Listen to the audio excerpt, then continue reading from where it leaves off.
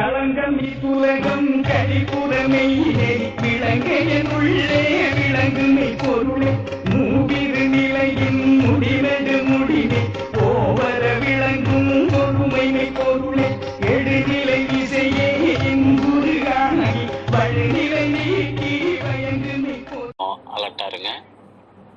நல்லா மூச்சை எடுத்துக்கிட்டு மைண்டை கொஞ்சம் ஃப்ரெஷ் ஆக்கிக்கோங்க. ஒவ்வொரு வாரமும் ஒவ்வொரு வகுப்பு பார்த்துட்டு வர்றோம். அந்த அறிவுகள் எல்லாம் மனசுக்குள்ளே கொஞ்சம் தொகுத்து வச்சிங்கன்னா காலங்கள் ஓட ஓட அந்த அறிவு வளர ஆரம்பிக்கும். ஒரு இடத்துல படிக்கிறோம் அப்படின்னா, தொடர்ந்து வர்றோம் அப்படின்னா, கொடுக்கக்கூடிய எல்லா தகவல்களையும் சேர்த்து வச்சு சும்மா இருக்கும்போது அதை மனசுக்குள்ள தொகுத்து பார்த்தீங்கன்னா தான் சில விஷயங்கள் புரிய ஆரம்பிக்கும். தொகுத்து பார்க்கறதுல தான் உங்களுடைய புரிதல் இருக்கு. ப்ராக்டிஸில் இருக்கிறவங்களுக்கு நம்ம கொடுக்குற அறிவு சூப்பராக பயன்படும். இன்சிடெண்ட்டாக உடனே அதை செயல்படுத்தி பார்க்க முடியும். மற்றவர்கள் செயல்படுத்தி பார்க்கறதுக்கு வாய்ப்பு இல்லை. ஆனால் மனசுக்குள்ளே சேர்த்து வச்சுக்கிட்டே வாங்க. அந்த அறிவு நிலைகளை மனசுக்குள்ளேயே தொகுத்து வச்சுக்கிட்டு வந்தீங்கன்னா அது தானாக வெளிப்படும். அதே மாதிரி நான் நடத்தக்கூடிய பாடங்கள் எப்படி இருக்கும் அப்படிங்கிறத திரும்ப ஒரு தடவை சொல்கிறேன். அதை அந்த வகையிலேயே புரிஞ்சுக்கங்க. நான் நடத்தக்கூடிய பாடங்கள் எப்படி இருக்கும் அப்படிங்கிறத சொல்கிறேன். அந்த முறைமையை புரிஞ்சுக்கிட்டா நான் சொல்ல சொல்ல சொல்ல நோட்ஸ் எடுத்துக்கிறதுக்கு நல்லாயிருக்கும். ஒரு சிலருக்கு புரியும், புரியாதவங்களுக்கு சொல்கிறேன். ஒவ்வொரு கருத்தையும் ஒரு இலக்கணமாக நான் சொல்லுவேன். அந்த இலக்கணங்கள் 4 வரி வரலாம், 5 வரிகள் வரலாம். இலக்கணம் அப்படின்னா நீ அதில் மாற்றக்கூடாதுன்னு அர்த்தம். நான் சொல்கிறத அப்படியே எடுத்து பொருத்திக்கிறது தான் இலக்கணம். இடையில நீ சேஞ்ச் பண்ணிகிட்டு இருக்கக்கூடாது. சில நேரம் ஒரு வரியில் கூட சில இலக்கணங்கள் இருக்கும், 4-5 வரிகளில் சில இலக்கணங்கள் இருக்கும். அது அவ்வளவும் உன்னுடைய வாழ்க்கைக்கு பயன்படும். இப்போ அப்படியே முதல் இலக்கணத்திலேருந்தே ஆரம்பிக்கிறேன். அறிவை வளர்த்துக்கிட்டே போகிற அந்த ப்ராசஸ் இருக்கு இல்லையா?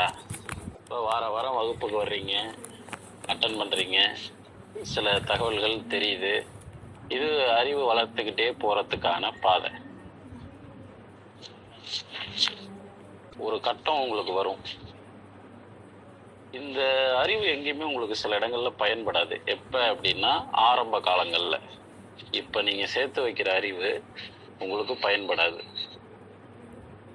ஏன்னா அந்த நிலையில தான் இருக்கிறீங்க. அப்போ நம்ம சேர்த்து வைக்கிற அறிவு பயன்படலை அப்படின்னா நமக்கு ஒரு சலிப்புத்தன்மை வரும். என்னது இது, ஏதோ ஒரு அறிவை சேர்த்துக்கிட்டே வர்றோம் ஆனால் பயன்படலையே அப்படிங்கிற ஒரு மன கஷ்டமும் வரும். அறிவு பாதை இப்படிப்பட்டது தான். இன்னைக்கு பல பேர் படுற கஷ்டத்துக்கு காரணம் என்ன தெரியுமா? அவங்க வளர்த்து வச்சிருந்த அறிவு அவங்களுக்கு எங்கேயுமே பயன்படாது. அறிவை வளர்த்துக்கிட்டாவே போதும், அதை வச்சுக்கிட்டு நல்லா வாழலாம் அப்படிங்கிறதெல்லாம் கற்பனை. அறிவு எல்லா இடங்களிலும் பயன்படாது அப்படிங்கிறத புரிஞ்சுக்கணும். இன்றைய இலக்கணம் இதுதான். நானே பல வகுப்புகளில் பல சிரமங்களுக்கு காரணம் நீங்கள் அறிவை வளர்த்து கொள்ளாதது தான் அப்படின்னும் பேசியிருப்பேன். மாணிக்கவாசகருக்கு உதாரணம் கூட சொல்லியிருப்பேன். அஞ்ஞானம் தன்னை அகழ்விக்கும் நல்லறிவே அப்படின்னு அவர் அறிவைத்தான் சொல்லியிருக்கிறாரு அப்படின்னு சொல்லியிருப்பேன். சரியா? புரிஞ்சுக்கோங்க, எல்லா அறிவும் எல்லா நேரங்கள்லையும் பயன்படுறது இல்லை. அப்போ பயன்படாத நேரத்தில் அந்த அறிவு ஒரு சுமைதான். அந்த இடத்துல உங்களை குற்றவாளி ஆக்கிக்க கூடாது.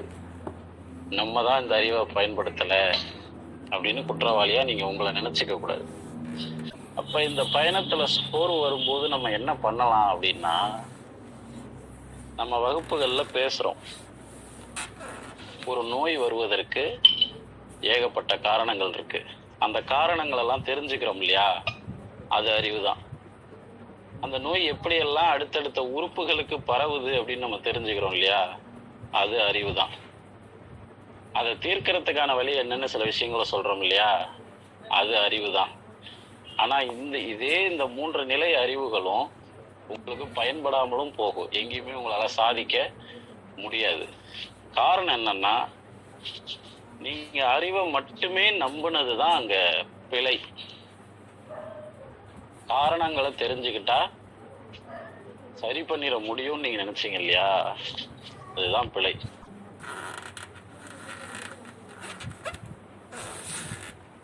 வாழ்க்கை பயணம் என்பது அறிவை சேர்க்கறதுக்கு தான் இறைவன் வழங்குறாரு.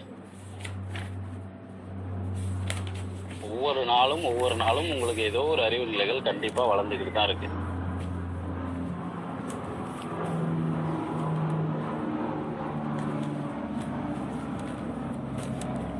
இப்ப நான் என்ன சொல்றேன்னா, உங்களுடைய அறிவை விட வேண்டுதல் மேலானது அப்படிங்கிறது தான் சொல்ல வரேன்.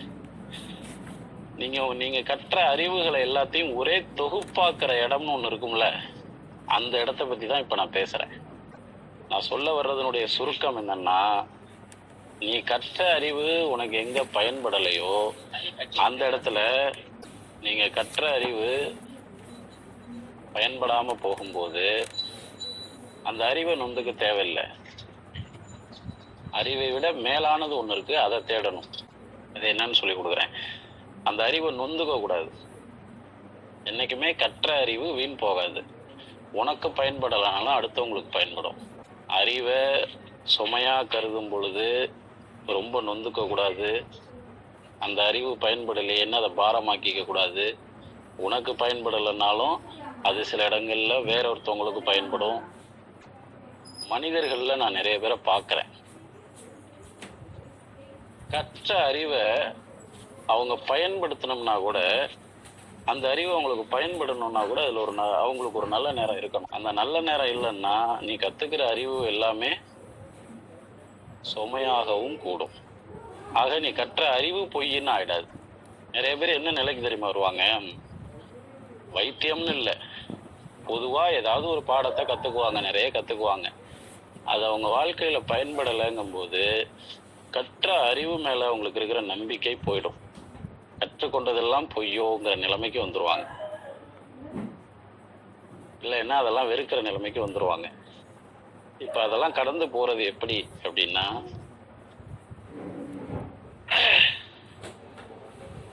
இப்ப நீ மருத்துவ அறிவை நிறைய வளர்த்துக்கிற. ஒரு நோய் வர்றதுக்கான காரணங்கள் தெரியுது. அந்த நோய் எப்படி எப்படியெல்லாம் அடுத்தடுத்த ஸ்டேஜுக்கு போகும்னு உனக்கு தெரியுது. அதுக்கு என்ன மருந்துங்கிறதும் தெரியுது. மருந்தும் பல நிலையில. இப்ப நீ வர வேண்டிய இடம் எதுன்னா, இப்படிதான் வேண்டணும். இறைவா, நான் நலமோடு வாழ்வதற்கான வழியை எனக்கு காட்டு. இங்கதான் நீ உண்மையான அறிவை பார்க்கறதுக்கே வர்ற. என்னதான் நீ மருத்துவ அறிவு படிச்சு வச்சிருந்தாலும் அவர்களுக்கு அங்க தேவைப்படுறது என்னமோ வேறதான். அப்போ ஒவ்வொரு தனி மனுஷனுக்கும் இந்த வேண்டுதல் இருக்கணும். இறைவா, நான் நலமாக வாழ்வதற்கான வழியை காட்டு. இங்கேதான் இறைவன் உனக்கு நேரடியா பாடம் நடத்துவான். இப்ப இங்க இவ்வளவு பேர் இருக்கீங்க, நான் நேரடியா எல்லாருக்கும்லாம் பாடம் நடத்திட முடியாது. ஒரு பொதுவான கருத்தை எடுத்து நான் முன்னாடி வைக்கலாம். உடம்புன்னா இப்படித்தான், உயிர்னா இப்படித்தான் அப்படின்னு எடுத்து வைக்கலாம். இன்னும் பர்சனலா உன்னுடைய வாழ்க்கையை கிட்டக்க பார்த்தா தானே தெரியும். உன்னுடைய வாழ்க்கையில எவ்வளவு சிக்கல்கள் இருக்கு அப்படிங்கிறது இன்னும் பர்சனலா பார்த்தா தானே தெரியும். உலக பொருளாதாரத்தையே படிச்சு வச்சிருக்கிற ஒருவன் வறுமையில கூட இருப்பான். அவனுக்கு உலக பொருளாதாரத்தை பற்றின அறிவே இருக்கும். ஆனா அவன் இருக்கிற நிலை வறுமை. இதுக்கு என்ன செய்வீங்க? இதுதான் நோய். உலக அரசியலே தெரியும், ஆனா அவன் கவுன்சிலர் கூட ஆயிருக்க மாட்டான். இதுதான் நோய். இப்படி எவ்வளவு மருத்துவ முறைகள் உங்களுக்கு தெரிஞ்சிருந்தாலும் உங்க உடம்புல சின்ன மாற்றம் ஏற்படணும்னா அதுக்கு நேரடியான அறிவு வேணும். இறைவன் வழிகாட்டணும். அப்ப நான் இவ்வளவு நேரத்துல சொன்ன சுருக்கமான கருத்து என்னன்னா, உன் அறிவு உனக்கு பயன்படலைன்னு வருந்தாத, சுமையா கருதாத. கண்டிப்பா நீ சேர்த்து வச்சிருக்கிற அறிவு உண்மையான அறிவு. அது ஒரு நாள் பயன்பாட்டுக்கு வரும். அது உனக்கும் பயன்படலாம், பிறருக்கும் பயன்படலாம். உன் தேவைக்கு பயன்படலைங்கும் போது நொந்துக்க கூடாது. கற்ற அறிவு ஒருத்தருக்கு உடனே பயன்படுதுன்னா அவருக்கு நல்ல நேரம் இருக்குன்னு அர்த்தம். இப்படி எல்லாம் புரிஞ்சுக்கோ. அறிவை சேர்த்து வைக்கிறது என்னைக்குமே சுமை கிடையாது, சுகம்தான். அந்த அளவுக்கு மனசை தாராளமாக்கிக்கோ. பல இலக்கணங்கள் உங்களுக்கு நான் சொல்லியிருக்கேன். முற்றும் துறந்தவர்னா என்ன அர்த்தம்னு சொல்லியிருக்கேன். அறிவு அப்படிங்கிறது என்னைக்குமே ஒரு எல்லைக்கு உட்பட்டது கிடையாது. எல்லைக்கு உட்படாததுக்கு பேர் தான் அறிவு. அறிவு வளர்ந்துட்டே தான் போயிட்டு இருக்கும். அதனால அறிவு வளர வளர உனக்கான சிரமம் குறைஞ்சிக்கிட்டே வருது அப்படின்னா நீ வளர்த்துட்டே வர்றது உண்மையான அறிவுன்னு அர்த்தம், உனக்கு தேவையான அறிவுன்னு அர்த்தம். இந்த வகுப்புல சொல்ல வேண்டிய தேவை எதனால வந்துச்சுன்னா, இப்ப நான் அடுத்து பேசக்கூடிய நோய்களை பத்தி பேசும்போது அதற்கான சிம்டம்ஸ் உங்களுக்கே இருக்கலாம். இப்ப நான் ஒரு நோய் பத்தி பேச போறேன், இதனுடைய எல்லா அறிகுறியும் நான் உங்களுக்கே இருக்கிற மாதிரி தோணும். அப்ப இதெல்லாம் உட்காந்துக்கிட்டு ஆழமா சிந்திச்சுட்டு இருக்க கூடாது. புரிஞ்சுக்கிறதுக்காக பேசுற வகுப்பு இது. இங்க வர்ற ஒவ்வொருத்தருக்கும் நான் நேரடியா உங்களுக்கு நான் தீர்வு சொல்லல. உங்களுக்கு நான் தீர்வு சொல்ற மாதிரி இருந்தா நோய்களை பத்தி பேசவே மாட்டேன், தீர்வை பத்தி மட்டும்தான் பேசுவேன். இங்க ஏன் நம்ம நோய்களை உடைச்சு பேசிக்கிட்டு இருக்கிறோம் அப்படின்னா, நீங்க மனித உடலை புரிஞ்சுக்கணும், மனித உடலுக்குள்ள உற்பத்தி ஆகிற நோய்களை புரிஞ்சுக்கணும் அப்படிங்கிற ஒரு காரணத்துக்காக தான் இங்க நம்ம பேச போறோம். நான் நோய் உருவாகிறதுக்கான காரணங்களையும், அந்த நோய் அடுத்தடுத்த நிலைகள் எப்படி போவோங்கிறதையும், அதை தீர்க்கறதுக்கான வழிகளையும் பேசிட்டு போயிடுவேன். ஆனா தனிப்பட்ட முறையில நமக்கு ஒண்ணுமே சொல்லலையேன்னு நீ உட்காந்துட்டு யோசிச்சுட்டு இருக்க கூடாது. தனிப்பட்ட முறையில பேசுறதுக்கு இது இடம் கிடையாது. இங்க நான் எல்லாத்தையும் உடைச்சு பேசினாதான் உங்களுக்கு புரியும். அதுக்காண்டி தான் சொல்றேன், இங்க பேசுறதெல்லாம் வச்சுக்கிட்டு குழப்பிட்டு இருக்க கூடாது.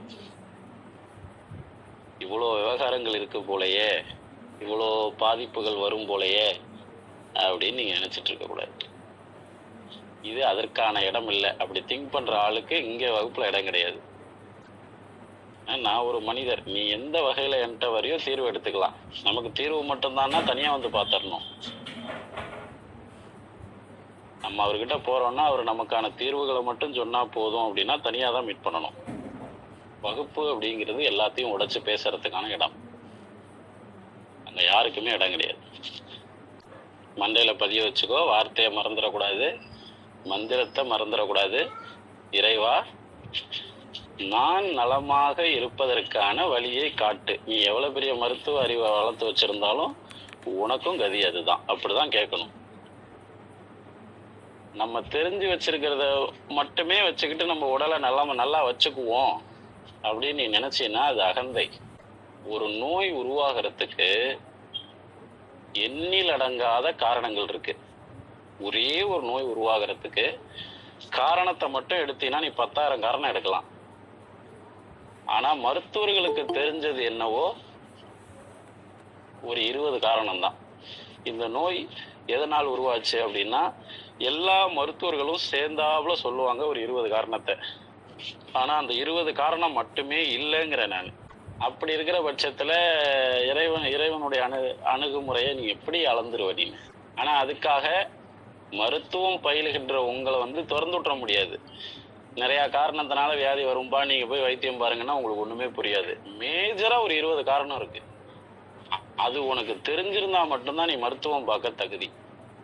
அந்த மேஜர் 20 காரணங்கள் உனக்கு தெரியலன்னா நீ மருத்துவம் பார்க்க கூடாது. என்னை பொறுத்த வரையில ஒரு துறைக்குள்ள வந்துட்டோம் அப்படின்னா அந்த துறை சார்ந்த அறிவு நிச்சயமா இருக்கணும். அதனால எல்லாமே மரபு ரீதியா பயணிக்கக்கூடிய ஆளுங்கிறதுனால ஒரு நோய் வர்றதுக்கு நிறைய காரணங்கள் இருக்கு அப்படின்னு தத்துவம் பேசிட்டு போக கூடாது. மேஜரா இந்த நோய் வர்றதுக்கு 20 காரணங்கள், அது என்னன்னு நான் சொல்றேன், நோட் பண்ணிக்கங்கன்னு பேஷண்ட் கிட்ட சொல்லணும். அப்பதான் நீ தகுதியான சிகிச்சையாளர், மருத்துவர். அந்த 20 காரணங்கள் கண்டிப்பா அவங்களுக்கு தெரிஞ்சிருக்கும். அவங்க தானே பண்ணி வச்சிருக்கிறாங்க வேலைகளை. இதுவரை மனித குலம் அறியாத சித்தர்கள் சொன்ன வர்ம மருத்துவ சூட்சும முறைகளை கற்றுக்கொண்டு வர்ம சிகிச்சையாளராக டிப்ளமா இன் வர்மா தெரப்பி மற்றும் அனைத்து தீராத வியாதிகளுக்கும் மருத்துவ சிகிச்சை பெற தொடர்பு கொள்ளவும் 6382857668. தமிழ் சித்தரியல் குருகுலம் மற்றும் அறக்கட்டளை. எங்களிடம் ஆன்லைன் மூலமாகவும் சிகிச்சை மற்றும் மருத்துவம் படிக்கலாம்.